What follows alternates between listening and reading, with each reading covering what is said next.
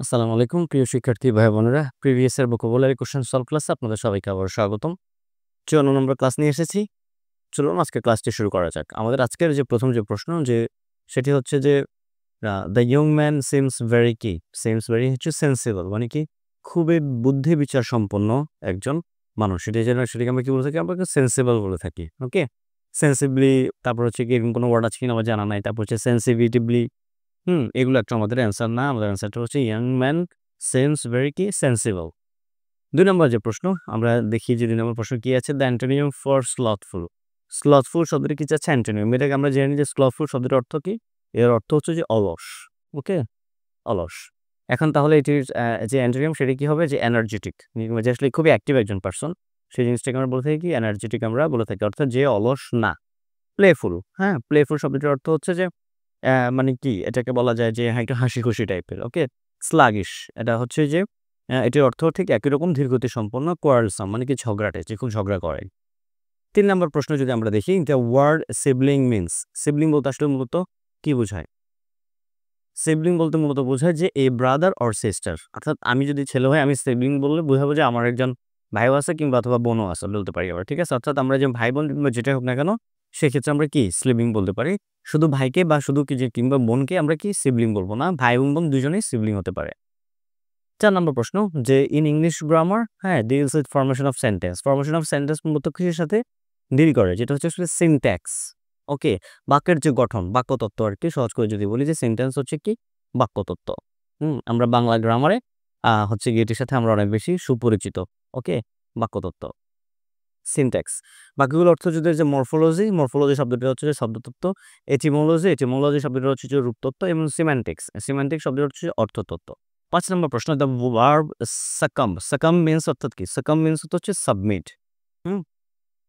একটা জিনিসকে কি করা? যে মা সেটা হচ্ছে যে অ্যা মানে সমর্পণ করা, নিজেকে সমর্পণ করা, ঠিক আছে? নিজেকে সমর্পণ করা, সমর্পণ করা, হুম?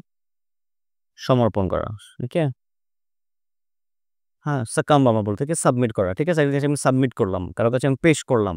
সহজ করে যদি বলি আরকি। অ্যাচিভ মানে হচ্ছে কি অর্জন, উইন মানে হচ্ছে জয়।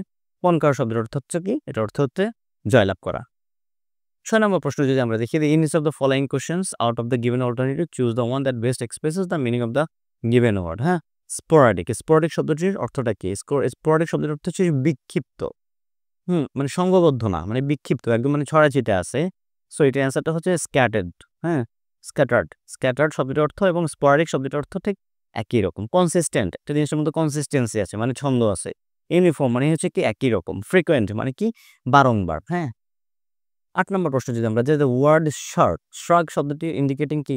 শ্রাগ বলতে সম্ভবত এখানে কি বোঝাচ্ছে? এটা ইন্ডিকেটিং অ্যাসোসিয়েটেড কিসের সাথে? শোল্ডারের সাথে। কাঁধ নাড়ানো, হ্যাঁ? শ্রাগ শব্দের অর্থটা কি? কাঁধ নাড়ানোর সাথে হচ্ছে কি এটি মূলত কি এটি হচ্ছে যে এখানে মিলছে। অর্থাৎ শ্রাগ শব্দটি শোল্ডার ঝাঁকানো সাথে কি আ এখানে মিলছে আরকি। এটা হচ্ছে আমাদের অ্যান্সার। ৯ নম্বর প্রশ্ন যে, সেটা হচ্ছে যে এখানে আমাদের যে অ্যান্সারটা কোনটি হবে? One day Oman will have so long bin denied them space হবে এটি আমাদের অ্যান্সার। হুম? তারপর হচ্ছে leisure money and room to themselves। এটি হচ্ছে যে এটিকে কি বলে? ভার্জিনিয়ার এটি হচ্ছে গিয়ে এটি একটি উক্তি। সো এখানে আমাদের অ্যান্সারটা হচ্ছে সরাসরি অ্যান্সারটা যেটা আমরা স্পেস বলি। এটিকে স্পেস বলতে এখানে আসলে মূলত রুম বোঝাচ্ছে। ১০ নম্বর প্রশ্ন, two of the children have to sleep in one bed but the other had three কি? মানে কি এখানে একটা সেন্টেন্স আমরা একটু ভালো করে আমরা যদি দেখি যে two of the children, হ্যাঁ? ২ জন বাচ্চা বা ২ জন শিশুকে কি এক বিছানায় ঘুমাইতে হবে। বাট, দ্বারা কি বোঝাচ্ছে? তার মানে কি অন্য, সেপারেট মানে কি আলাদা বিছানায় গড়িতে হবে। সেপারেট ঠিক আছে? এটি হচ্ছে আমাদের অ্যান্সার। ডিফারেন্ট, কমপ্লিট বা লনলি এগুলো হচ্ছে আমাদের অ্যান্সার না।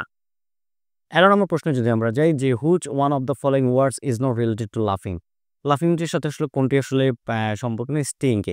স্টিকিং শব্দটা কি লাফিং এর সাথে আসলে মূলত কি সম্পর্কিত না। স্টিকিং শব্দটার অর্থ হচ্ছে আসলে মূলত এটা তীব্র, হ্যাঁ? বা কটু কি বলে দুর্গন্ধ মানে অনেক বাজে দুর্গন্ধ আছে না? সেই জিনিসটাকে আমরা স্টিকিং বলে থাকি। স্মাইলিং মানে হচ্ছে হাসা। হ্যাঁ, গিগল এটি হচ্ছে তোমার হাসির একটা ধরনের মতো ফেক করে হাসা আরকি। হ্যাঁ? তারপর হচ্ছে চাকল শব্দটা হচ্ছে মুখ টিপে, টিপে হাসা। এটি হচ্ছে আমাদের এই প্রশ্নের অ্যান্সার। ওকে, স্টিকিং হচ্ছে কি এই হাসি একটার সাথেও মিলছে না। ১২ নম্বর প্রশ্ন যদি আমরা দেখি যে স্টকিংস আর কি লং শুজ। স্টকিং বলতে আসলে হচ্ছে লম্বা যে মোজাগুলো আছে সেগুলোকে বলা হচ্ছে কি স্টকিং বলা হচ্ছে। ১৩ নম্বর প্রশ্ন যদি climate is a state of the environment. এটা খুবই সুপরিচিত একটি শব্দ। ক্লাইমেট বলতে আসলে কি বোঝে? জলবায়ু বলতে আসলে বোঝায় একটা অবস্থা, একটা পরিবেশের কি দীর্ঘদিনের যে অবস্থা সেই জিনিসটাকে আসলে মূলত কি বোঝাচ্ছে? আমরা বলতে পারি স্টেট অফ দ্য এনভায়রনমেন্ট অর্থাৎ কি পরিবেশের যে অবস্থা সেই জিনিসটাকে আমরা কি বলে থাকি? আমরা হচ্ছে সেটিকে আমরা জলবায়ু বলে থাকি। ১৪ নম্বর প্রশ্ন যদি আমরা দেখি, choose the correct meaning of the following ওয়ার্ডস, হ্যাঁ? রুমিন্যান্ট, রুমিন্যান্ট শব্দটির অর্থটা কি? কার্ড চিউইং অ্যানিমাল অর্থাৎ কি? মানে কি জাবর কাটা, হ্যাঁ? জাবর কাটা প্রাণী। আমরা দেখবেন যে গরু যেমন যখন খায় দেখবেন জাবর কাটতে আছে, মুখ নাড়াচ্ছে। মনে হয় যেন কি না কি খাচ্ছে, সে না কি করতেছে। সো কার্ড চিউইং অ্যানিমাল হচ্ছেটা কি? এটাকে আমরা রুমিন্যান্ট আমরা বলতে পারি। গসিপ, সুপ বা নয়েজ মেক এগুলো হচ্ছে আমাদের অ্যান্সার না। ১৫ নম্বর প্রশ্ন, if a substance is cohesive, হ্যাঁ? It tends to stick together. Cohesive means হচ্ছে কি? একটা জিনিসকে লেগে থাকা, হ্যাঁ? সে লেগে থাকা। এটা হচ্ছে কি? কোনো একটা জিনিস কোনো কিছু লেগে থাকা বলতে দৃঢ়ভাবে লেগে থাকা ব্যাপারটাকে এখানে কিসের সাথে তুলনা করা যায়? স্টিক টুগেদার, হ্যাঁ? একসাথে লেগে থাকা বা একসাথে থাকাটাকে স্টিক টুগেদার আমরা বলতে পারি। তো যাই হোক, এই ছিল আজকে আমাদের ক্লাস। আজকের ক্লাসও তুলনামূলক হচ্ছে সহজ কিছু অপশন ছিল। তারপরে যদি কোনো ধরনের কি বলে কনফিউশন থাকে সেক্ষেত্রে আপনারা আমাদের কমেন্ট সেকশনে জানাতে পারেন এবং আমাদের ভিডিও যদি ভালো লেগে থাকে সেক্ষেত্রে আমাদের চ্যানেলটিকে সাবস্ক্রাইব করতে পারেন এবং বেল বাটন ক্লিক করে রাখবেন যাতে করে পরবর্তী ভিডিও আপলোড দেওয়ার সাথে সাথে আপনারা সেটা নোটিফিকেশন পেয়ে যান। ৫৫ নম্বরের ক্লাস দেখার আমন্ত্রণ জানিয়ে সবাইকে আল্লাহ হাফেজ।